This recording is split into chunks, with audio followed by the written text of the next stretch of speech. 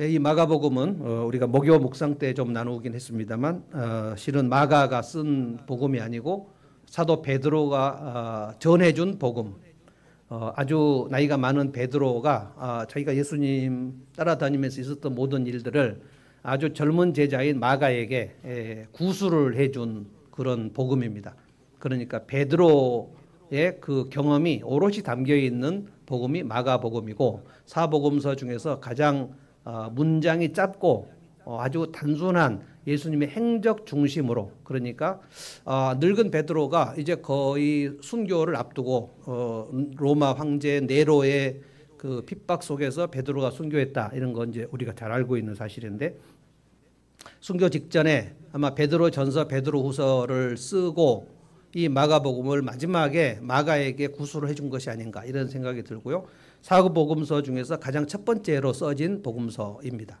그러니까 예수님 이후에 오순절 성령이 오셔서 예루살렘 교회가 탄생되었을 때 그때 베드로가 예루살렘 교회의 지도자로 있었기 때문에 아마 맨 처음에 예수님의 그 부활을 목도하지 않았던 초대교회 예루살렘 교회 성도들이 맨 처음에 읽은 신약 성경이 마가복음일 것이다, 이렇게 생각을 할 수 있습니다.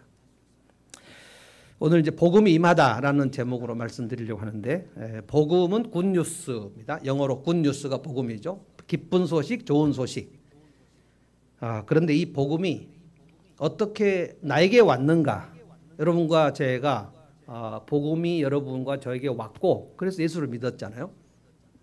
이 복음이 오는 경로에 대해서 오늘 마가가 예수님의 복음 그 경로를 지금 얘기합니다. 복음이라는 말은 이제 영어로는 굿뉴스라고 하지만 헬라어로는 유앙겔리온이라고 합니다. 유는 굿이라는 뜻이고요. 유 할 때 잘하였도다 할 때 헬라어로는 유 이렇게 합니다. 그러니까 영어로 굿이죠. 앙겔리온은 이제 뉴스입니다. 뉴스, 메시지. 앙겔리온은 메시지고 앙겔로스는 메시지를 전하는 메신저. 앙겔로스가 뉴스를 전하는 사람, 소식을 전하는 사람. 우리 군대 용어로는 전령. 그런데 하나님의 소식을 전하는 사람이 앙겔로스입니다. 앙겔로스가 영어로 엔젤이 됐습니다. 요즘도 있는지 모르겠는데 엔젤리너스 커피숍이 엔젤이 우리와 함께, 이게 이제 엔젤리너스죠. 엔젤은 그러니까 앙겔로스를 그 영어로 한 말이니까 앙겔로스라는 단어가 성경에 굉장히 많이 나옵니다. 근데 앙겔리오는 메시지예요. 근데 이 메시지, 굿 메시지가 이것이 헬라어인데요. 고대 헬라어에서 아테네와 그 그리스 시대에 유앙겔리온이라는 것은 전쟁 승리 소식을 말합니다. 그러니까 이제 우리가 잘 알고 있는 아테네 그리고 마라톤, 이 모든 것들이 다 마라톤도 승리의 소식을 전달하기 위해서 이 전쟁의 현장에서 승리하고 이제 아테네까지 그 전령이 막 달려오면서 우리가 이겼다라고 얘기하면서 달려왔던 그것이 이제 마라톤이 된 것이거든요. 그래서 이 유앙겔리온이라는 이 단어를 베드로 사도가 마가에게 전할 때에 베드로 사도나 바울 사도나 헬라어의 그 베드로는 헬라어가 좀 능통했는지는 알 수 없지만 그 당시 헬라어의 유앙겔리온이라는 말은 모두가 들을 때 전쟁에서 이긴 승리의 소식이구나. 승전 소식이에요. 그러니까 고대 전쟁에서 승리와 패배에는 어마어마한 차이가 있습니다. 승리한 나라는 패배한 나라를 완전히 접수를 하고, 패배한 나라는 남자들은 다 멸망을 당하고 그리고 여자와 아이들은 다 노예가 되는 것이 고대 전쟁의 패전국의 그 신세죠. 그래서 우리가 이겼습니다. 우리가 영화 300에 보면 그리스와 페르시아가 전쟁을 하는 장면이 나오는데 그 페르시아의 왕, 바사 왕이죠. 그 성경에 나오는 아하수에로 왕이 그 페르시아 왕이거든요. 페르시아하고 그리스가 엄청 전쟁을 했는데 그 아테네에 있는 그 군사들이 300명밖에 없어가지고 엄청난 협곡으로 그들을 유인해가지고 페르시아 군대를 물리치는 엄청 재미있는 영화가 300이라는 영화죠.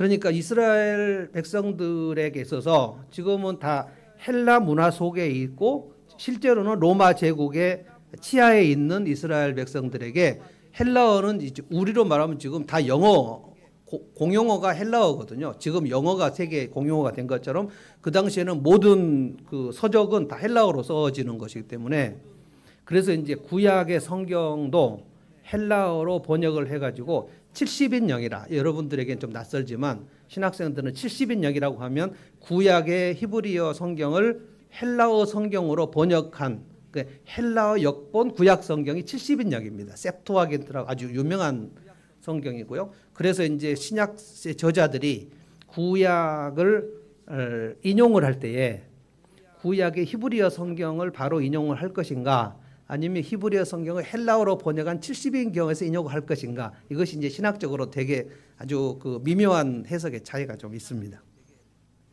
그래서 헬라 문화가 아주 지금 익숙한 시대의 사람들에게 유앙겔리온이다, 복음이다 그러면 승리의 소식이에요. 승리를 하면 승전국의 사람들은 돌아올 때 엄청난 개선 행렬을 합니다. 그러면 거기에서 개선 행렬을 할 때 그 장군들은 대부분 그 나라의 차기 왕이 되거나 황제가 됩니다. 그래서 오늘 1절 말씀에 우리가 이런 그 배경을 다 알고 이제 1절을 보면 대단히 가슴이 좀 웅장해지는 그런 경험을 할 수 있어요. 다 같이 1절을 한번 읽어볼까요? 이런 그 느낌을 가지고 한번 읽어보면 좀 다릅니다. 1절 한번 읽어보겠습니다. 시작. 하나님의 아들 예수 그리스도의 복음의 시작은 이러하다. 그러니까 복음의 시작이라고 할 때 유앙겔리온을 생각을 해서 넣어보면 하나님의 아들 예수 그리스도의 승리의 소식, 성전 소식은 이러하다. 이렇게 생각해야 돼요. 우리가 예수님의 십자가와 부활 이 두 가지가 굿뉴스인데 이 십자가와 부활을 위해서 예수님이 이제 오시는데 예수님이 오셨어요. 하늘에서 이 땅에 오셨어요. 우리가 크리스마스 때 예수님의 탄생을 기념하지 않습니까? 그리고 30년간 예수님께서 나사렛에서 목수 요셉과 마리아의 아들로 살다가 30세가 되었을 때 이제 내가 하나님의 아들로서 일을 해야 되겠다라고 생각을 하시게 된 때 그리고 이제 3년간 예수님이 그 메시아의 사역을 하시는 이 시간에 하나님의 아들 예수의 복음이 시작됐다라고 할 때 사도 베드로가 예수님 따라다닐 때는 아무 생각 없었지만 성령이 임하시고 난 다음에는 예수님한테 3년간 배웠던 이 말씀에 다 깨달아지고 생각나는 시점이거든요. 그래서 베드로전서, 베드로후서를 읽어보면 지금 너희 크리스찬들아 너희들이 흩어진 나그네지만 하나님에게서 엄청난 그 보물 같은 왕 같은 제사장들이다. 이런 얘기가 막 가슴이 벅찬 상태에서 베드로가 이 얘기를 썼는데 이 예수님의 승전 소식을 내가 이제는 말하려고 한다. 예수님의 십자가의 소식과 예수님의 부활 소식은 영원히 승리의 소식이다. 이 얘기를 지금 젊은 마가에게 베드로가 이제 눈도 잘 안 보인 상태에서 자 이제 불러줄 테니까 받아 써라. 그러면 이제 받아 쓰는데 하나님의 아들 예수 그리스도의 유앙겔리온에 대해서 이제 내가 말하려고 한다. 엄청난 것입니다. 베드로는 사실 예수님의 이 승리의 소식이 십자가의 죽음으로 일어날 것에 대해서 몰랐습니다. 기억나시나요? 마태복음 16장에 주는 그리스도시요 살아계신 하나님의 아들입니다 라고 베드로가 신앙 고백을 했는데 예수님이 정말 그렇게 베드로를 칭찬한 건 전무후무합니다. 너무 기뻐하시면서 시몬 베드로야 네가 이것을 알게 된 것은 하늘에 계신 아버지께서 너에게 알게 해주신 거다. 엄청 칭찬하거든요. 그리고 내가 이제 하나님의 아들로서 십자가에 못 박혀서 죽는다. 그랬더니 베드로가 얼굴이 싹 변하면서 예수님 절대로 돌아가시면 안 되는데 무슨 얘기 하십니까? 하고 예수님을 책망했다고 그랬어요. 예수님 3년 동안 따라다니면서 베드로는 예수님이 죽으신다는 생각을 한 번도 하지 못했습니다. 십자가에 대한 생각을 아무리 들어도 그 귀에 들어오지 않았어요. 예수님 죽으시면 안 되는 거예요. 왜냐하면 내가 예수님을 3년간 따라다닌 이유는 예수님 왕이 되시면 내가 그 다음 권력을 잡기 위한 것이기 때문에. 근데 야고보와 요한도 마찬가지였습니다. 이게 예수님을 근접해서 따라다닌다. 그래서 예수님의 이 복음을 깨닫는다는 것이 만만한 일이 아니에요. 교회를 열심히 다닌다고 해서 그 사람이 복음을 다 깨달았다 이렇게 말할 수 없어요. 성령이 오시기 전에 베드로의 상태의 모습처럼 있는 분들이 정말 많습니다. 베드로가 이것을 깨달은 것은 성령이 오신 이후에 오순절 성령께서 오셨을 때 예수님이 약속했잖아요. 성령을 너희들에게 보내줄 텐데 성령이 오시면 내가 너희들에게 말한 것이 다 생각날 것이다. 베드로는 이 말이 무슨 말인지도 몰랐어요. 성령이 오시면 말씀이 생각난다는 게 무슨 말인가? 여러분 이 말씀 아세요? 내가 하나님의 말씀을 깨달은 것은 성령의 역사인 것을 여러분 인지하세요? 많은 분들이 모릅니다. 내가 성경을 읽으려는 마음을 가질 때 성령이 그 마음을 주셨다는 사실도 몰라요. 내가 그냥 성경을 읽어야 돼? 말아야 돼? 아이 읽지 뭐. 읽으라고 하니까 읽지 뭐. 성령의 역사가 아니고서는 성경을 펼칠 수 없어요.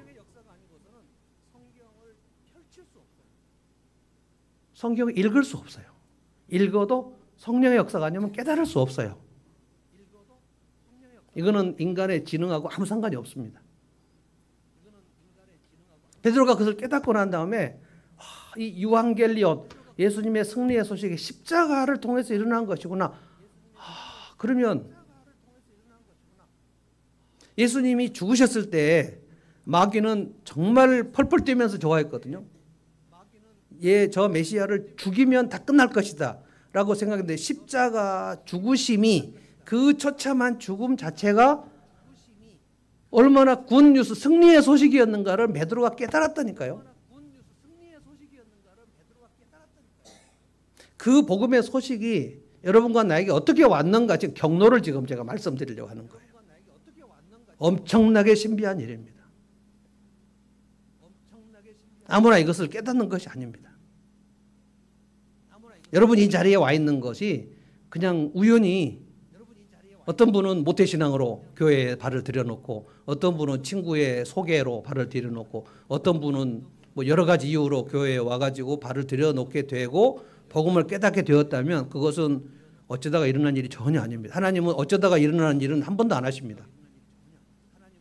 어쩌다가 세상이 만들어지거나 어쩌다가 지구가 탄생되거나 어쩌다가 우연방생적으로 지구와 달과 태양의 거리가 이렇게 빈틈없이 돌아가게 되는 일이 우연히 발생했다. 이거는 정말 놀랍게도 과학자들이 말하고 있어요. 어느 날 수십 년 전에 갑자기 빅뱅이 우주에 폭발돼 갖고 이렇게 질서정연하게 돌고 있어요. 우연히 발생해서 빅뱅이 터졌는데 폭발이 돼 가지고 이렇게 한치의 빈틈 없이 자전과 공전을 계속하는 것이 과학적이다라고 얘기하고 있어요. 저 얼마나 비과학적인 얘기인지 몰라요.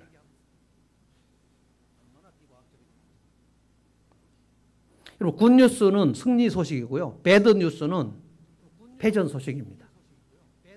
근데 우리에게는 여러분이 익숙하니까 말씀드리는데 우리에게는 배드뉴스가 얼마나 새록새록 많이 들리는지 몰라요. 너 인생은 졌어. 너는 끝이야. 너는 고립될 거야. 너는 버림받을 거야. 너는 혼자일 거야. 그러니까 혼자 버림받은 채로 외롭고 쓸쓸한 채로 살아. 이게 배드뉴스입니다.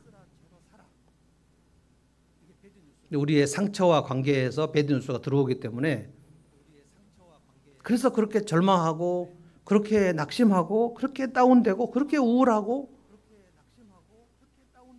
근데 정말 놀라운 거는 내가 굿뉴스를 받아들였고 내가 예수님을 믿고 예수님의 승리의 소식을 받은 사람인데 실제로는 나는 배드뉴스 속에서 막 헤매고 있단 말이에요.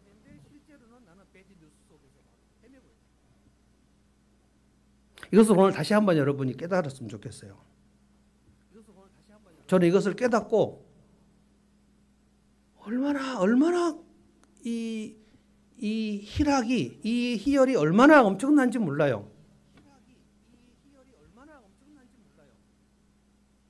우리는 다 하나님을 떠나서 죄에 빠졌고 우리는 다 지옥 가야 마땅한 자들 아닙니까?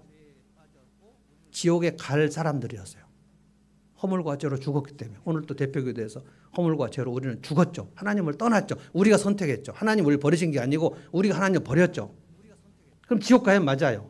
아담과 하와를 통해서 다 우리도 지옥 가야 맞아요. 그러니까 나는 지옥 간다라는 게 배드 뉴스입니다.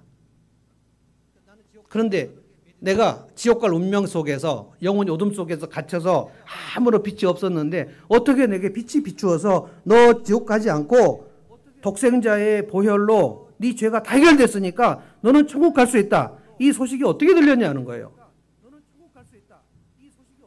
나 완전히 무기징역으로 영원히 감옥 살고 있었는데 어느 날 갑자기 너의 죄값을 누군가 다 해결했으니까 너는 석방돼도 돼. 어느 날 갑자기 어떻게 석방이 되고 감옥 문 앞에 딱 나왔는지 그 경로를 우리가 알아야 된단 말이에요.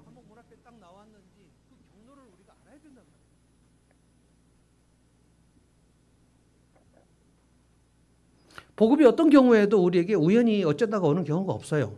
오늘 말씀을 제가 차근차근 전달하겠습니다. 하나님은 우리를 구원하실 때 어쩌다가 얘를 구원하게 됐지? 이렇게 막 얘가 어떻게 천국에 들어오게 됐지? 얘 아닌데? 뭐 이런 경우가 없어요.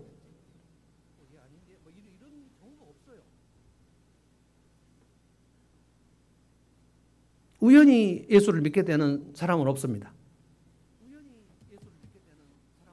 오늘 이 말씀으로 제가 두 가지 일을 말씀드리겠는데요. 하나는 복음이 오는 길, 경로.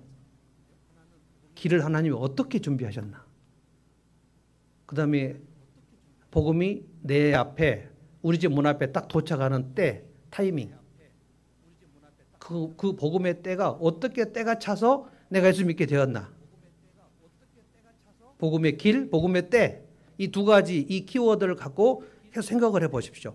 복음이 어떻게 해서 나에게까지 오게 되었는가. 그 길이 없는데 우리는 하나님께 가는 길이 없었잖아요. 우리가 하나님께 가는 길을 내가 차단해가지고 내가 지옥으로 가려고 작정을 하고 있었는데 내게서 하나님께 가는 길이 없었는데 어떻게 길이 만들어져가지고 결론부터 얘기하면 예수님이 뭐라고 그러셨죠? 내가 곧 길이다. 나로 말미암지 않고는 하나님께로 갈 자가 없다 그랬죠.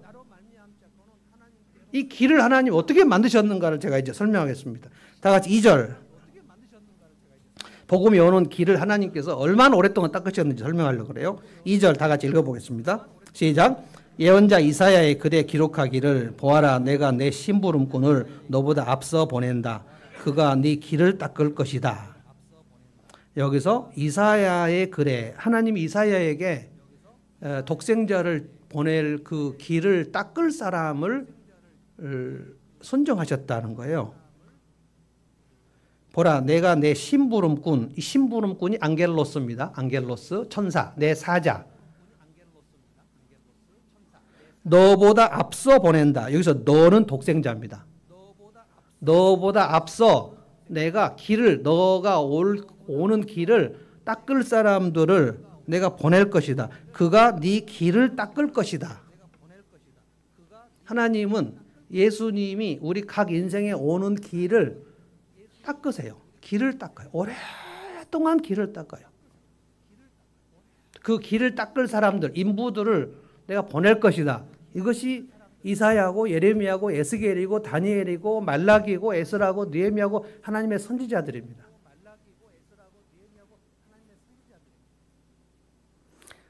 내 심부름꾼, 옛날 개혁성경에 내 사자라고 그랬어요. 내 사자. 그러니까 안겔로스. 그런데 내 사자라는 말을 히브리어로 하면 말라키. 이게 말라기예요. 말라기. 말라키는 말르악은 사자. 안겔로스고 키는 나의 사자. 그러니까 나의 사자가 말라기예요.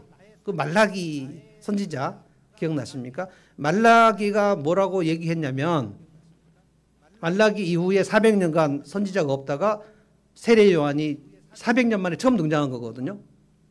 말라기가 마지막에 뭐라고 그랬냐면 보라 내가 내 사자를 보낼 것이다 라고 얘기하고 그 주의 크고 두려운 날이 오기 전에 내가 엘리야를 보낼 것이다 이랬어요.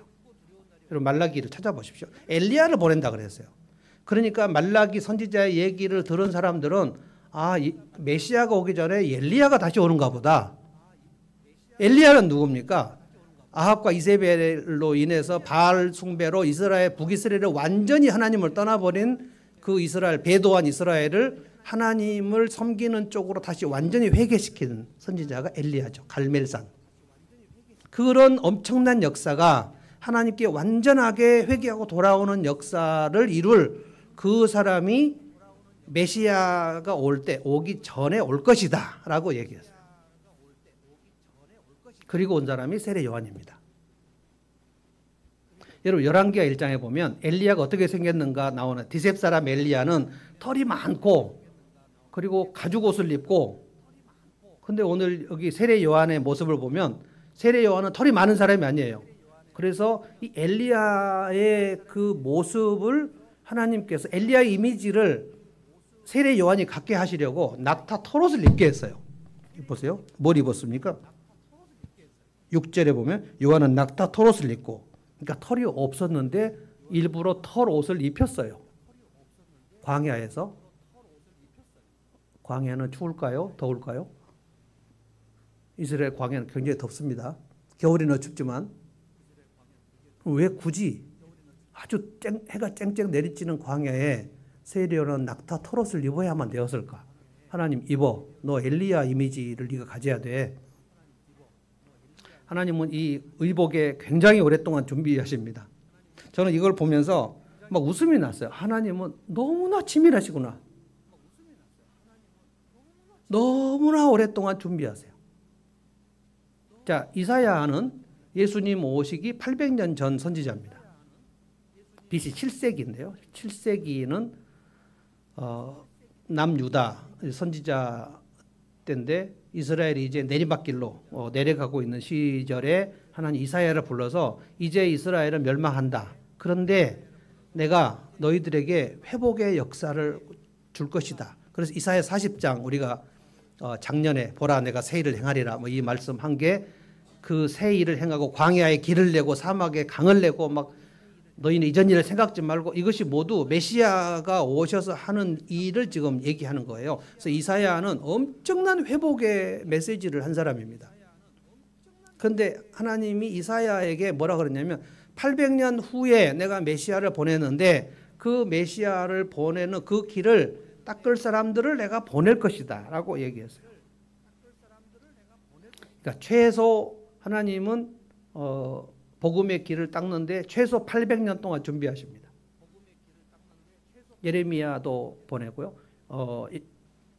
이사야는 한 800년 전, 예레미야는 예수님 700년 전, 그다음 에스라 느헤미야는 500년 전, 말라기는 400년 전. 하나님은 엄청나게 오랫동안 길을 닦으십니다.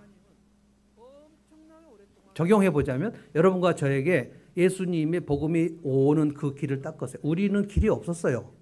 우리가 하나님께 가는 길이 없다고요. 길이 완전히 끊어졌어요. 하나님이 그 길을 만드시는데 적어도 800년 동안 길을 만드셨다는 거예요. 말라기 이후에 세례 요한까지는 하나님께서 이스라엘을 통하여 무슨 일을 하신다는 것이 흔적도 안 보이는 때입니다. 너무 고통스러운 암흑 시간입니다. 그러니까 하나님은 우리를 잊으셨구나. 400년간 아무 선지자가 없었으니까. 한국 교회로 말하면 400년간 어떤 목사도 안 나왔다는 뜻입니다. 교회가 완전히 400년 동안 폐쇄된 상태.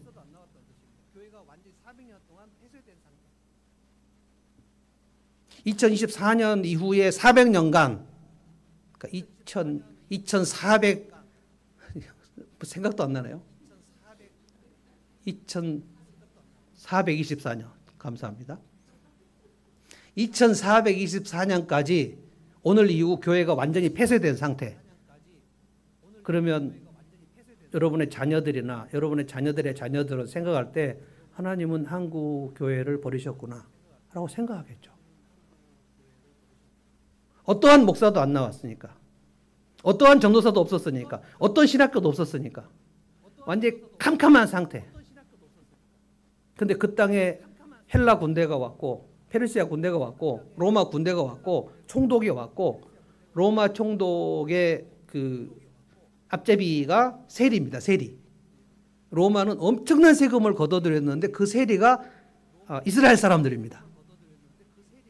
그 삭개오 같은 사람이나 예수님 제자 중에 알페오의 아들 마태를 레위라고도 하는데요. 근데 월요일날 보면 예수님이 세리 마태의 집에 들어가서 제자를 불렀을 때 바리새인들이 생각할 때 어떻게 저 예수가 세리의 집에 가서, 그래서 세리 마태가 예수님 제자가 된 다음에 자기 세리 친구들 다 불러가고 막 잔치를 하는데 예수님과 제자들이 거기서 막 흥청망청 막 즐겁게 놀고 먹으니까 굉장히 불편해가지고 바리새인들이 어떻게 당신은 세리의 집에서 가서 밥을 먹고 그러냐.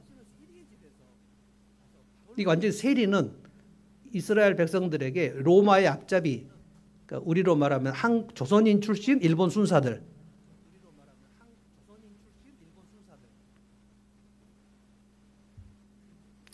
그러니까 정말 암흑 같은 시기에 하나님이 메시아를 보내신다는 그 약속을 지금 이루시고 있다는 어떠한 증거도 눈에 안 보이는데 하나님은 독생자를 마리아와 요셉의 집에 보내실 계획을 세우시지 않습니까?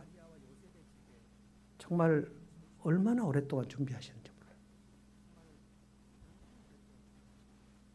여러분과 나에게 지금 예수님의 복음이 전달된 것에 대해서 이것이 그냥 어떻게 하다가 내게서 믿었다. 말도 안 되는 소리예요. 여러분, 길을 닦는 것은 그 나라에 엄청 중요합니다. 우리나라에 지금 고속도로가 너무너무 많죠. 최초의 고속도로는 경부고속도로. 경부고속도로 60년대에 박정희 대통령, 저 별로 안 좋아하지만 박정희 대통령이 가장 잘한 거 경부고속도로 뚫은 겁니다. 그때 국민들이 반대 여론이 훨씬 높았습니다. 지금 우리가 이렇게 먹고 살기 힘든데 고속도로를 뚫으면 거기 공사하다가 죽는 사람들도 많이 생길 것이고, 그리고 천문학적인 돈이 들어갈 것이고, 이 예산을 길 닦는 데 쓰면 어떻게 하냐. 반대 여론 엄청 높았어요. 아마 제가 만약에 그때 있었으면 저도 아마 반대했을지 몰라요. 네, 이 독재 정권의 뚝심으로 밀어붙여가지고 경부고속도로를 만들었습니다. 서울 부산 경부고속도로가 단 하나밖에 없어요.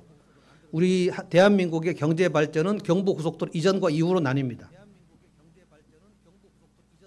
왜 제 고향 목포로 안 뚫고 경목고속도로 안 뚫고 경무로 뚫었는지는 알 수 없으나, 그래서 길을 닦는 거, 고속도로를 닦는다는 거. 그래서 우리나라는 이제 고속도로의 천국입니다. 엄청 고속도로가 많아요. 이 길을 닦는다는 것이, 길을 닦아야, 그래야 거기로 트럭도 다니고, 그래야 물자도 다니고, 그래서 부산이 서울 다음 가는 도시가 된 게 경부고속도로 때문에 그런 것입니다. 하나님이 얼마나 오랫동안 준비하셨는가를 또 얘기하겠습니다. 아담과 하와가 타락한 이후에 하나님이 뱀을 저주하면서 뭐라고 그랬죠? 너의 후손을 여자의 후손이 칠 것이다. 그래서 하와가 생각할 때, 내가 아들을 낳으면 여자의 후손이라고? 그렇게 오해를 했지만 이 여자의 후손은 메시아를 가리키는 거였어요. 하와는 가인을 낳고 엄청 기뻐했습니다. 드디어 우리가 에덴으로 돌아가는가 보다. 그래서 가인이라는 이름이 얻었다라는 뜻이에요. 이제 됐다. 이제 낙원으로 돌아간다. 그 에덴 우리가 쫓겨났는데 얼마나 에덴으로 돌아가고 싶었겠어요. 근데 에덴으로 가는 길을 하나님 불칼과 화염검으로 다 막아버리셨잖아요. 여자의 후손이 와서 다시 이제 회복될 것이다 라고 했는데 가인 낳고 좋아해가지고, 근데 가인을 아무리 열심히 키워도 에덴으로 돌아가라는 하나님의 메시지가 없어가지고 하와가 굉장히 낙심한 상태에서 아벨을 낳습니다. 그래서 아벨이라는 이름이 허무라는 뜻입니다. 허무.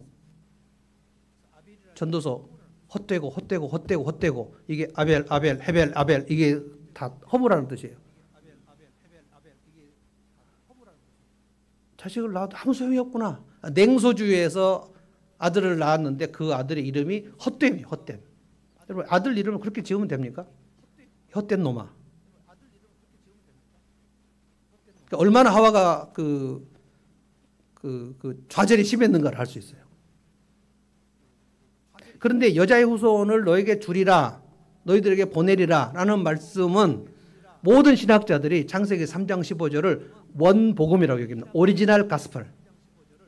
오리지널 유앙겔리온이 창세기 3장 15절이에요. 여자의 후손이라는 말씀은 이제 메시아 독생자를 너에게 보내겠다는. 그러면 태초부터 지금 복음이 우리에게 오는 길이 태초부터 만들어지는 것이 아닙니까? 그리고 나서 모든 길을 닦았는데 마지막으로 이제 왕이 행차할 때 길을 닦는 그 사람이 세례 요한이에요. 7절 보실래요? 7절? 아니 7절이 아니고 7절 아니고 4절. 4절 제가 읽겠습니다. 세례자 요한이 광야에 나타나서 죄를 용서받게 하는 회개의 세례를 전파하였다. 7절 읽어보겠습니다. 제가 눈이 안 좋아가지고 9절을 7절인 줄 알았어요. 7절 읽어보겠습니다. 그는 이렇게 선포하였다. 나보다 더 능력이 있는 이가 내 뒤에 오십니다. 나는 몸을 굽혀서 그의 신발끈을 풀 자격조차 없습니다. 내 뒤에 나보다 능력 많으신 분이 오신다. 이 말은 무슨 말이냐면 말라기 후 400년 만에 엄청난 하나님의 그 메신저가 나타나가지고 세례 요한이 막 선포를 하니까 엘리야 같이 생긴 사람이 막 얘기하니까 이 세례 요한이 메시아구나 라고 사람들이 생각했어요. 당신이 메시아냐? 라고 계속 물어봤어요. 엄청난 인파가 몰려와가지고. 근데 그때 세례 요한이 까딱 헷갈하겠으면 나 맞아. 이러면 이제 이단 되는 겁니다. 그런 유혹이 있었을까요? 없었을까요?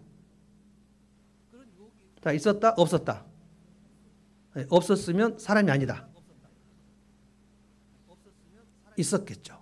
나 메시아라고 말할까? 지금 대한민국 출신 메시아들 엄청 많거든요. 나 메시아 맞아. 조금 이렇게 10,000명이나 20,000명 정도 교인들이 늘어나게 되면 약간 느낌이 혹시 나 메시아 아닌가? 이런 생각이 들어봐요.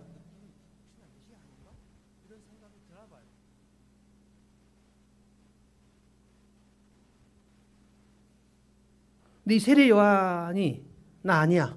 나 메시아 아니야. 내 뒤에 오시는 분을 주목해라. 그래서 요한복음 보면 세례 요한을 따르던 그 엄청난 무리들이 예수님께로 다 군중들이 가는 것을 세례 요한의 제자들이 너무 마음이 이렇게 막 쎄가지고 선생님 우리를 따르는 군중들이 저 예수님한테 다 가는데 우리 그냥 가만히 있어도 됩니까? 뭐 이런 얘기가 나옵니다. 그때 유명한 말이 세례 요한이 나는 쇠하여야 되고 저분은 흥하여야 된다. 저분이 주인공이고 나는 여기서 무대에서 사라져야 된다. 그 자기 정체성이 세례 요한은 정확합니다. 나는 이 길 닦는 사람이고 나는 광야에서 외치는 자의 소리고 이게 무슨 뜻이냐면 여러분 고대에 왕들이 행차할 때 그냥 왕이 혼자 막 맨걸음으로 오는 법이 없어요. 왕이 행차할 때는 항상 많은 사람들이 앞에 오고 그리고 맨 앞에서 상관마만 합시오 상관마만 합시오 하잖아요. 왕이 행차한다 그러면 길 가던 사람들이 전부 납작 엎드리죠. 이렇게 다 엎드립니다. 옛날에 그 고대 황제들은 그 백성들이 감히 눈을 쳐다보지 못하게 했어요. 그냥 눈을 뜨면 죽습니다. 이러고 있는 거예요. 지나갈 때까지. 우리나라 조선시대도 왕이 행차할 때 상관마만 합시오 백성들이 막 엎드리잖아요. 그래서 그 왕이 어떤 백성하고 얘기하려고 그러면 머리를 들라. 이렇게 해야지 머리를 드는 거예요. 왕이 어떻게 생겼나 하고 그냥 쳐다보면 큰일 나는 겁니다. 딱 엎드리는 그 장면 속에 왕이 행차하는 거예요. 붉은 옷을 입고. 근데 지금 이 장면이 세례 요한이 지금 메시아가 오시는 그 길을 닦는 그 물러가라라고 얘기하는 그 장면이란 말이에요. 세례 요한이 내 뒤에 오시는 분을 주목해라. 그러니까 이제 우리로 말하면 내가 예수를 믿을 수 있도록 나에게 무엇인가의 그 소개를 해준 사람들이 분명히 여러분에게 있을 거예요. 그분이 예수님을 소개했을 때 여러분이 곧바로 예수를 믿지 않았을 거예요. 뭔 말인지 모르니까. 누가 교회 가자라고 한 번 얘기했을 때 곧바로 가는 사람 있습니까? 진짜 배고픈 사람 아니면 교회 가면 밥 주냐? 이렇게 해가지고 오는 사람 아니면 왜 내가 교회를 가야 돼? 약간 이렇게 사람은 망하지 않으면 하나님을 찾지 않습니다. 뭔가 정신적으로 완전히 공황 상태에 빠지거나 아니면 몸이 정말 아프거나 아니면 사업이 망하거나 이런 엄청 그 곤고한 상황이 아니면 하나님께 잘 가지 않아요. 마치 치과하고 비슷해요. 이가 조금 아플 때 바로 치과 가는 사람 있습니까? 정말 치과는 참 놀라운 것 같아요. 치과는 하루 이틀만 늦어도 그 치료 비용이 엄청나게 올라갑니다. 그러니까 늦으면 늦을수록 손해인데 치과는 조금 아프면 절대 안 가는 게 치과예요. 생명과 관계가 없으니까. 근데 항상 치과 의사들은 그 환자들에게 조금 빨리 오셨으면 비용이 많이 절감됐을 텐데요. 정말 치과 가기 싫어하잖아요. 그런 것처럼 하나님께 우리가 가려고 할 때 우리가 아주 처참한 상황이 아니면 대부분 잘 안 가요. 그러니까 누가 예수님이 너를 위해서 돌아가셨어 라는 얘기를 했을 때 그래? 라고 하는 경우가 거의 없어요. 그래서 이 세례 요한의 같은 그런 일이 무엇이었을까? 하나님이 오랫동안 길을 닦아서 나에게 복음을 전할 때 우리가 금방 알아먹지 못합니다.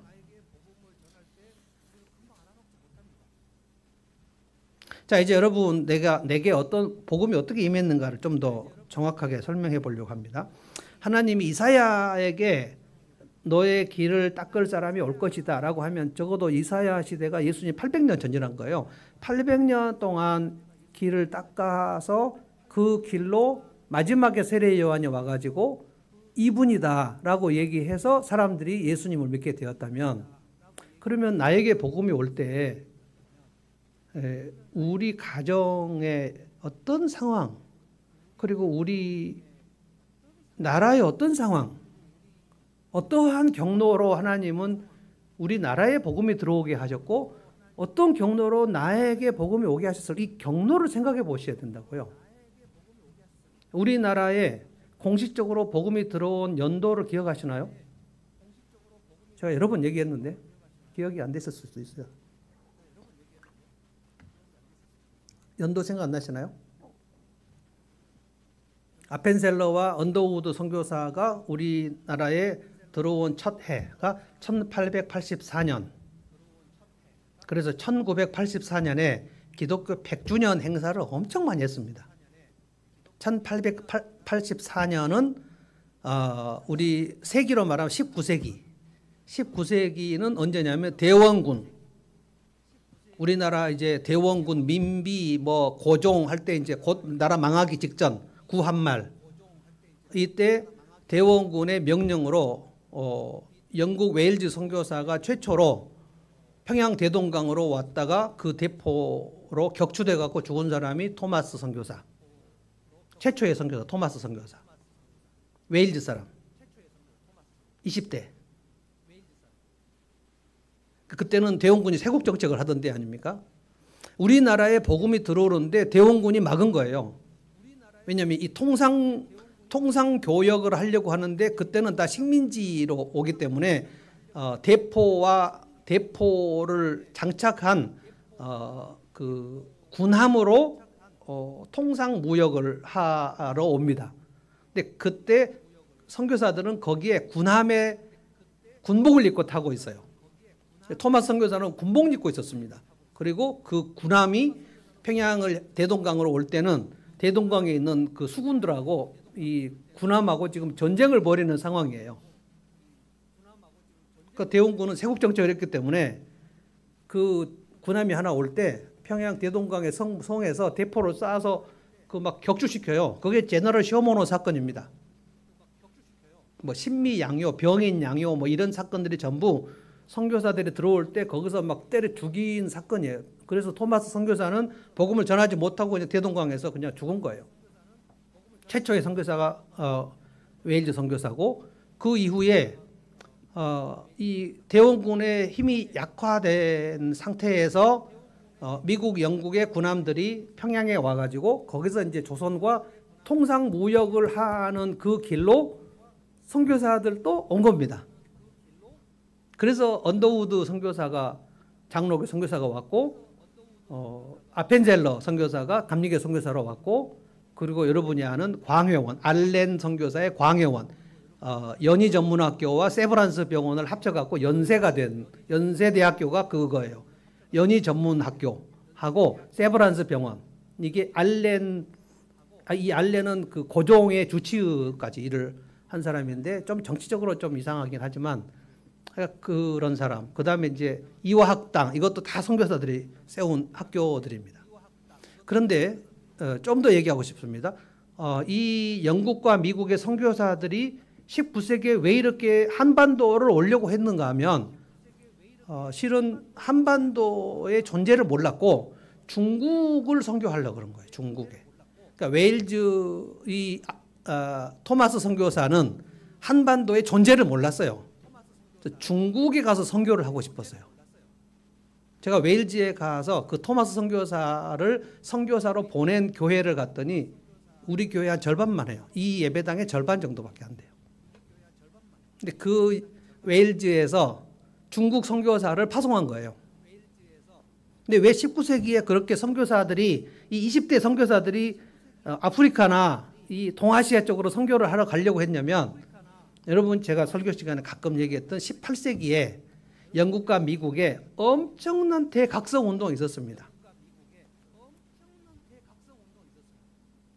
미국에는 조나단 에드워드가 있었고 영국에는 조지 히필드가 있었습니다. 제가 영국에 가서 공부한 내용들이 지금 그거였거든요. 근데 어마어마한 그 뜨거운 하나님의 사람들이 영국과 미국에 죽어가는 교회, 17세기에 죽어가는 교회를 일으키고 막 살리고 그래서 대단한 부흥운동이 일어난 거예요. 그런데 부흥운동이 회개운동하고 선교운동으로 일어난 거예요. 그래서 그때 막 헌신한 사람들, 그 꼬마들이 20대가 돼가지고 내가 내 청춘을 복음 선교를 위해서 중국과 인도와 남미와 아프리카를 위해서 바치겠다 하고 나오고 그리고 교회가 기도하고 헌금해가지고 선교사를 보낸 거예요. 토마스 선교사는 20대였다니까요.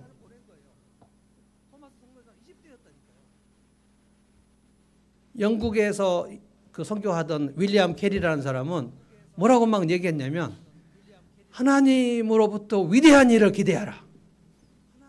하나님을 위하여 위대한 일을 시도하라.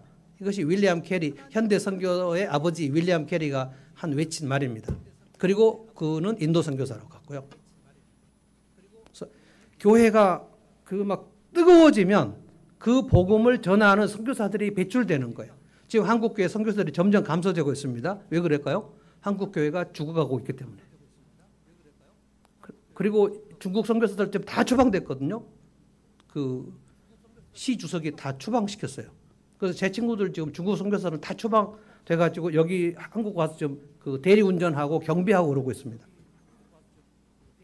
근데 지금 다시 한국 선교사들을 내보낼 힘이 한국에 없어요. 한국의 청년들이 점점 교회에서 죽어가고 있고 어린이들이 점점 빠져나가고 있고 교회 예배를 안 드리고 그냥 그냥 CTS 텔레비 틀고 지금 이러고 있기 때문에 한국은 점점 죽어가고 있습니다. 한국 교회는.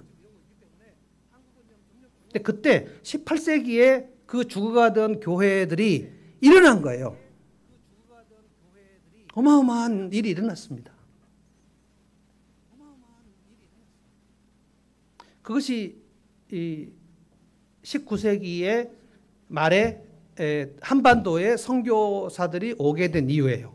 제가 지금 여러분과 저에게 복음이 들어온 경로를 좀 설명하는 중입니다. 그런데 그 선교사들 중에 상당히 많은 분들이 호남 쪽으로 선교사로 갔어요. 영남이 아니고 호남 쪽으로 갔어요. 영남은 제가 볼 때 그 절들이 엄청난 절들이 많습니다. 그래서 부산이나 대구는 그 스님들이 아주 굉장히 그 큰 세력을 가지고 있어요. 큰 절들은 다 그쪽에 있습니다. 호남 쪽에도 대흥사가 하나 있긴 한데 그거밖에 생각이 안 납니다. 호남 쪽에 선교사들이 와서 엄청난 선교 활동을 했습니다. 그런데 그 선교사들이 복음을 전할 때 저희 할아버지를 잃고 청산 과부로 자녀들을 키우는 3남매를 키우는데 너무 힘들어가지고 선교사 따라서 교회를 간 거예요. 그게 목포제일교회입니다. 그래서 할머니가 예수를 믿고 이 아들, 저희 아버지를 전도를 시키려고 야, 좀 교회 같이 가자 그랬는데 아버지가 아주 콧방귀를 꼈어요. 왜 그러냐? 제 아버지 일기를 봤더니 나는 무신론자다. 나는 하나님이 없다고 본다. 그런데 우리 어머니가 자꾸 교회를 가자고 하신다. 나는 어머니의 마음을 기쁘시게 하고 싶지만 나는 갈 수 없다. 일기에 나와, 일기에. 근데 하나님께서 우리 아버지를 예수 믿게 하려고 제주도에 배 타고 갔다가 제주도에서 목포로 돌아오는 겨울 바다에 배가 파선하게 합니다. 그래서 뭐 병 유리 조각을 무슨 판매하는 그런 일을 했나 봐요. 전 들었는데 잘 모르겠어요. 지금 물어보면 참 좋은데. 그래서 아마 제 생각에 완도 어느 쪽에 겨울 바다에 그냥 빠진 것 같아요. 밤 바다에 죽는 거죠. 그런데 널빤지 하나를 가지고 그 표류하고 있는데 갑자기 이거는 아버지한테 들은 거예요. 겨울 바다가 이제 그러면 이제 저체온 쪽으로 죽는 거 아닙니까? 근데 갑자기 이렇게 몸이 따뜻해지면서 무슨 일인가? 따뜻해지면서 저체온증에 시달리지 않고 표류를 하다가 갑자기 밤에 불빛이 보여가지고 갔는데 아마 어떤 섬에 도착한 것 같아요. 그리고 나서 구사일생으로 목포에 돌아와가지고 그 다음 주부터 교회 나갔다 그래요. 내가 이대로 살다가 지옥 갈 뻔했구나. 그래서 어머니가 우리 아버지하고 같이 교회 나가는 걸 엄청 좋아하셨습니다. 그리고 이제 우리 할머니가 그리고 이제 우리 어머니하고 결혼을 하셨는데 우리 어머니는 또 지난주에 말씀드렸듯이 심장 판막증으로 거의 죽으려고 그랬는데 교회 어떤 장로님이 또 안수기도 하셔가지고 또 기적적으로 살아나고 그러니까 두 분 다 기적적으로 하나님이 건져주심을 경험하고 제가 태어났을 때는 엄청 열심히 새벽기도 다니시는 분이었어요. 이 환경이 저에게 있어서는 세례요한 같은 겁니다. 그리고 누님을 낳고 저분이 아들이면 목사를 시키려고 그랬는데 딸이라고 그래가지고 너는 피아니스트로 봉사하라고 하고 저는 태어나니까 너는 목사다 이렇게 세뇌시켜가지고 제가 목사가 된 겁니다.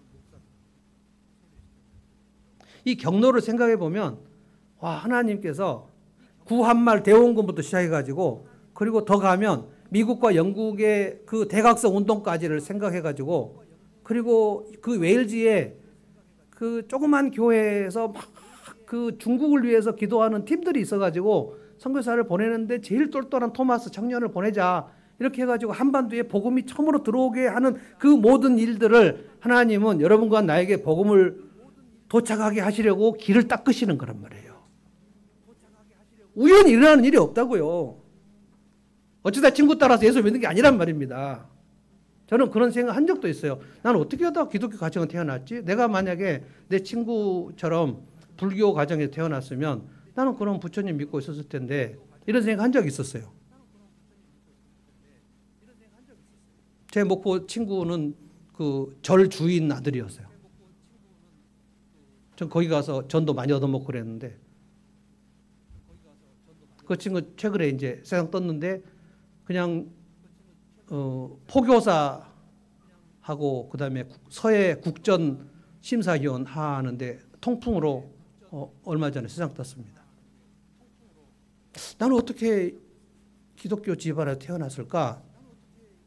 그리고 이제 이 마가복음을 쭉 묵상을 해보면 정말 어떻게 몇백 년 전부터 이 복음의 길을 닦아서 내가 예수를 믿게 되었나.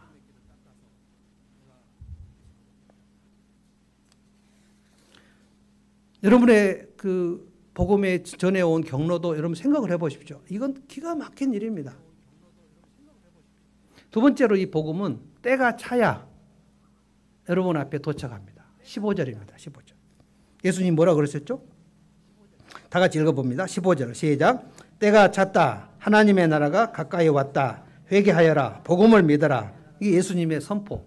그런데 14절에 보면 요한이 잡힌 뒤에 예수께서 갈릴리에 오셔서 그 세례는 요단강에서 받으셨는데 예수님은 갈릴리로 가셔서 갈릴리에 있는 사람들을 만나서 복음을 전하려고 하셨고 이사야에 보면 이방의 갈릴리는 흑암의 지역인데 거기에 흑암에 빛을 비추어라 라는 이사야의 말씀이 예수님이 갈릴리에서 처음 시작하시게 된 이유예요. 이것도 너무너무 오랫동안 하나님은 갈릴리의 복음을 먼저 선포하시도록 하나님은 준비하셨고 예수님이 갈릴리 나사렛에서 태어나게 된 거예요.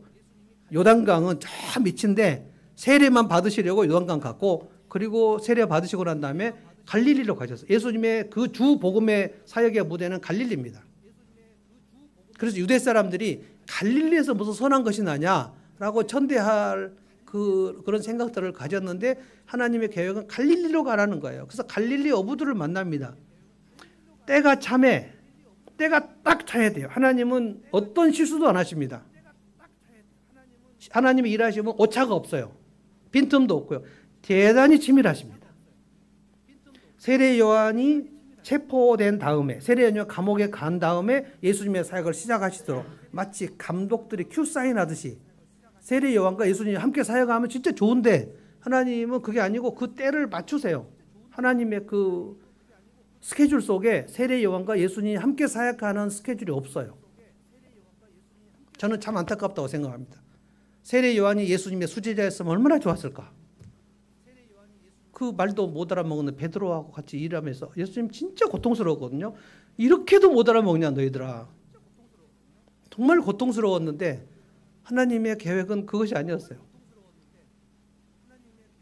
예수님과 성령님의 일하심도 성령님도 물론 비둘기같이 일하셨지만 성령님이 공식적으로 우리 모두에게 복음을 전하러 들어오시는 사역은 성령 오순절이에요. 오순절 사역은 예수님이 올라가셔야 내려오십니다. 그 타이밍이 너무나도 빈틈이 없어요. 그래서 예수님은 알고 계셨어요. 내 사역이 끝난 다음에 성령의 사역이다 라고 알고 계셨고 성령이 보내야 한 사람 한 사람 예수를 믿고 교회가 탄생된다. 이것도 알고 계셨기 때문에 교회가 탄생되는 때도 예수님이 내 교회를 세우겠다고 하셨지만 예수님은 공생의 기간 동안 교회를 세우지 않았습니다. 하나님의 타이밍이 그때는 교회를 세울 수 없어요. 그리고 나서 예수님은 요단강에서 회개의 세례 같은 거 안 하시고 한 사람 한 사람 제자를 부르시러 갑니다. 그래서 14절, 16절부터 갈릴리 바닷가로 가십니다. 왜 바닷가로 가셨을까요? 어부들을 부르시려고. 굳이 왜 어부들을 부르셨을까요? 그 학식이 없는, 그러니까 그 어부들이 예수를 알아봤다는 것이 그 인간의 지능이나 인간의 학식과는 아무 관계 없다는 것을 예수님이 그 보여주시려 한 거고 이것은 하나님의 계획 속에 있는 겁니다. 베드로가 오순절 설교했을 때 사람들이 다 엄청 놀란 거 기억하십니까? 이 사람이 어떻게 이렇게 설교를 하지? 그래서 제가 늘 얘기하는 게 이 사람들이 언스쿨드 맨들 아니냐. 언스쿨드라는 건 교회 학교 근처에도 안 가본 사람, 이 밀접 무식한 사람들이 어떻게 이렇게 해박한 구약의 설교를 할 수 있느냐. 우리는 알고 있습니다. 성령이 오셨으니까. 자, 시몬 베드로를 만나셨는데 잘 보세요. 16절 시몬과 그의 동생 안드레, 그러니까 베드로하고 안드레는 친형제지간인 거 아시죠? 금으로 던지고 있는 것을 보셨는데 그들은 어부였다. 17절 예수께서 그들에게 말씀하셨다. 나를 따라오너라. 내가 너희를 사람을 낚는 어부가 되게 하겠다. 18절 다 같이 읽어요. 시작. 그들은 곧 그물을 버리고 예수를 따라갔다. 당신 누구요? 라고 말했습니까? 안 했어요. 갑자기 30살밖에 안 된 청년이 와가지고 나를 따라오너라. 그럴 때 물어봐야 되죠. 어디서 오셨나요? 누구신데요? 여러분 누가 와가지고 30살 청년이 나를 따라와 라고 얘기하면 따라가겠어요? 어떻게 그물을 버려두고 따라갔나? 세베대 아들들은 더 심해요. 19절부터 보면 조금 더 가시다가 세베대 아들 야고보와 요한이 배에서 그물 기는 거 보시고 곧바로 그들을 부르셨다. 20절에 그들은 아버지 세베대를 일꾼들과 함께 배에 남겨두고 예수를 따라갔어요. 아버지도 버리고 따라갔어요. 이 베드로, 안드레, 야고보, 요한이 어떻게 예수님 알아봤냐고요. 저분이 누군지를, 이거 마치 우리가 예수님을 믿으려고 할 때 저 배목사가 예수 영접을 하라고 얘기하는데 내가 예수를 믿어야 되겠다 할 때 그 결단의 시점에 무슨 일이 있는지 저는 모릅니다. 어떤 사람은 안 믿겠다 그래요. 어떤 사람은 믿겠다 그래요. 어떤 사람은 예수를 영접할 때 눈물을 쏟아요. 어떤 사람은 눈물을 쏟지 않아요. 근데 예수를 믿겠다고 결단한 시점, 이 시점이 정말로 신비한 시점입니다. 여러분이 다 그 같은 과정을 겪어가지고 이 자리에 앉으신 줄로 저는 믿습니다. 어떻게 일어날 것인가? 어떻게 내 앞에 예수님의 복음이 딱 왔을 때 내가 믿겠습니다. 마치 엄청난 택배가 우리 집에 딱 도착했는데 내가 시킨 거 맞아. 그럼 내가 시킨 것인지 아닌지 우리 확인하지 않습니까? 요즘에 제일 웃긴 거는 그 세자 중에 가운데를 가위표로 해놔요. 그래서 이게 배영진인지 배혜진인지 알 수 없어요. 접근 줄 알고 쭉 뜯었는데 갑자기 여자 물건이 막 그럼 혜진아 너 거야. 그게 우리는 지금 좀 힘들어요. 근데 제가 분명히 시킨 게 맞으면 배아무개 진 이라고 했으면 쭉 왔구나. 와 이거 내가 원하는 게 왔네. 그런데 그 예수님의 복음의 택배가 내게 딱 도착했을 때 그 타이밍을 하나님은 실수하지 않으신단 말이에요.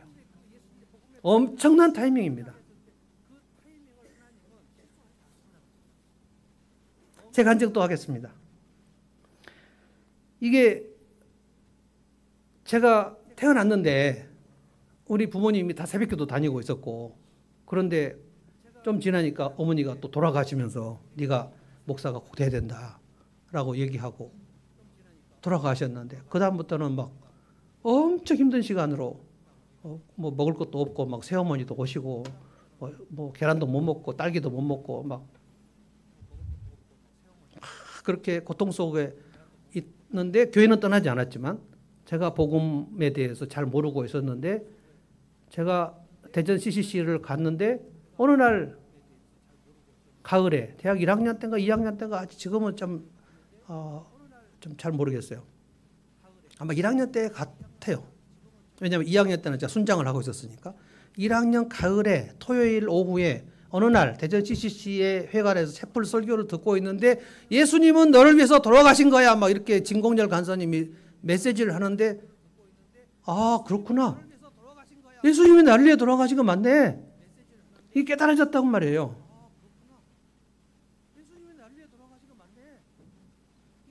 그날 복음이 제 앞에 와서 딱 선 거예요. 너무 놀랍지 않습니까?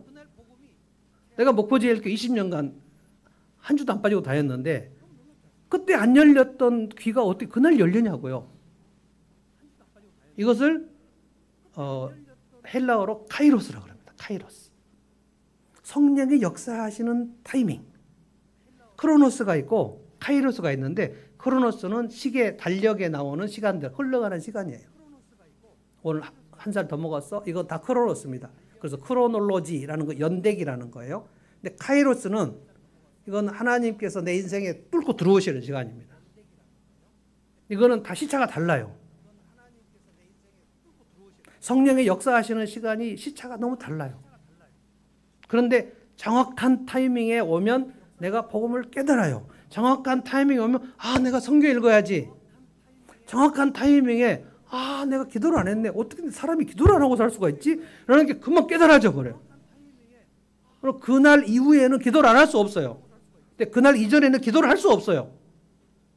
기도 시간이 그렇게 지겨워요. 그날 이전에는.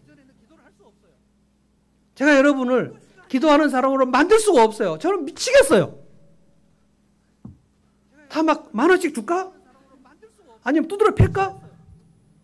기도하는 사람 오라 그래 한 대씩 막 패고 막 그러면 어머 하느님 아버지 막 기도하고 그러면 이제 기도하는 걸 이렇게 하고 싶어요.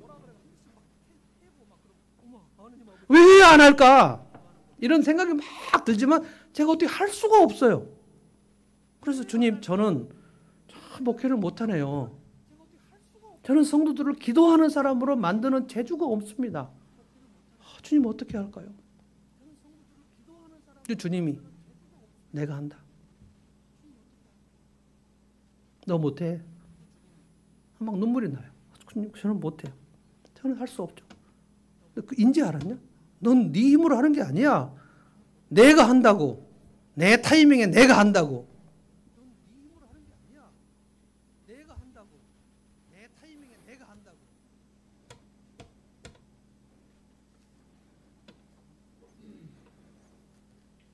어느 날 예수님이 와서 여러분의 문에 와서 막 문을 두드리면서 나다 문 열어라 막 얘기하셔서 여러분 예수 믿은 거 아닙니까? 두드리는데 끝까지 문 안 열고 있다가 도저히 안 될 것 같아서 문을 열었더니 예수님이 예수님 내가 너무 오랫동안 밖에다 세워냈네. 그 찬송 있잖아요. 내가 문 밖에 서 있는데 나를 그렇게 박대할 소냐? 이 찬송 매일 부르면서도 예수님 영접 안 한 사람들도 있잖아요. 내가 예수님을 그렇게 문 밖에 세워놨구나 라는 것은 카이로스의 시간이 있어야 깨달아요. 그때 너무 죄송하죠. 그럼 제가 신방 갔는데 초인종 계속 눌렀는데 제 얼굴이 보이는데 며칠 동안 거기 세워놓을 수 있습니까? 그럼 저는 여러분 버립니다. 이 사람 내 성도가 아니야. 근데 예수님은 수십 년 동안 서 계세요. 그냥 누르고 안 여는구나. 예수님은 강제로 문을 열지 않습니다.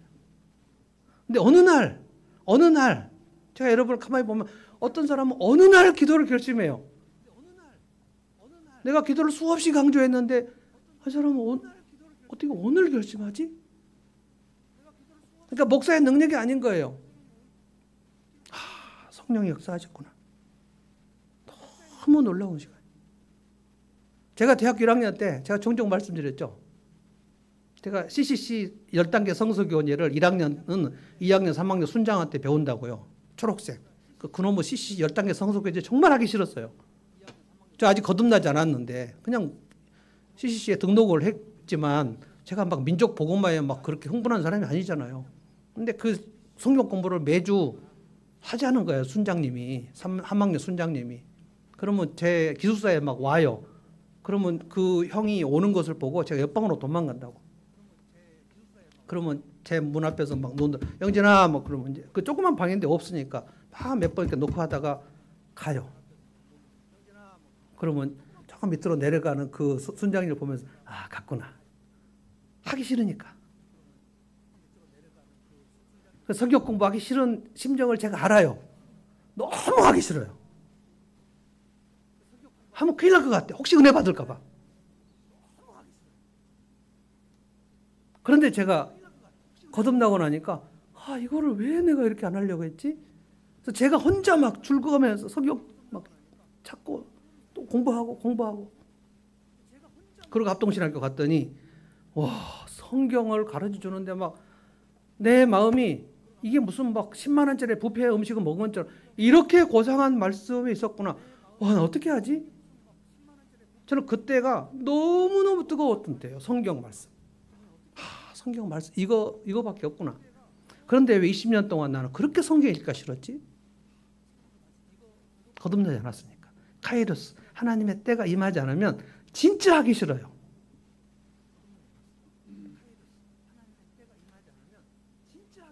그런데 운명적으로 주님이 딱 내 눈앞에 딱 서셨을 때 우리가 예수님 영접한 거예요. 저는 여러분의 모든 삶에 그 예수님 영접한 그 시간이 며칠이라고 말할 수는 없지만 그 시간이 여러분의 운명을 바꿨다고 봅니다. 복음을 영접했을 때 그때 천국의 길이 열린 거예요. 하나님 가는 길이 열린 거잖아요. 이선희가 불렀잖아요. 거부할 수가 없죠. 2년 좀 이상한데. 정리합니다. 하나님께서 우리에게 복음을 주시려고 할 때는 정말 오랫동안 길을 닦으십니다.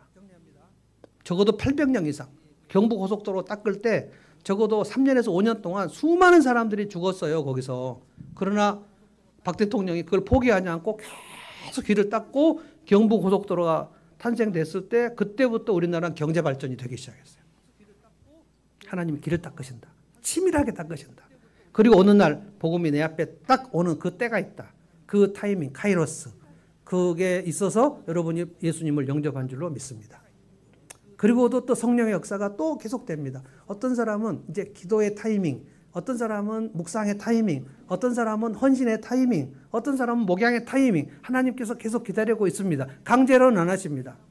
그러나 성령의 역사로 인하여 내가 이거를 지체하고 있었구나 라는 생각이 이제 되면 그때 여러분이 손을 들고 헌신하게 돼요. 저는 하나님의 때를 믿습니다. 우리 교회 이 건물도 어디로 가야 할지 모르겠고 아직도 아무런 지금 사인이 보이지 않고 있어요. 그러나 오늘 기도한 것처럼 하나님은 적절한 타이밍에 가장 적절한 길로 우리를 이제까지 인도하신 것처럼 그렇게 인도하시는 기적의 하나님이라는 것을 저는 믿습니다. 자, 찬송하십시다. 333번 예수 이름이 온 땅에 이 찬송 한번 할까요? 네, 이런 찬송할 때는 또 박수 치면서 우리 좀 신나게 하나님께 찬송하면 좋겠습니다. 예수 이름이 온 땅에 퍼져가네 한번 찬송합시다.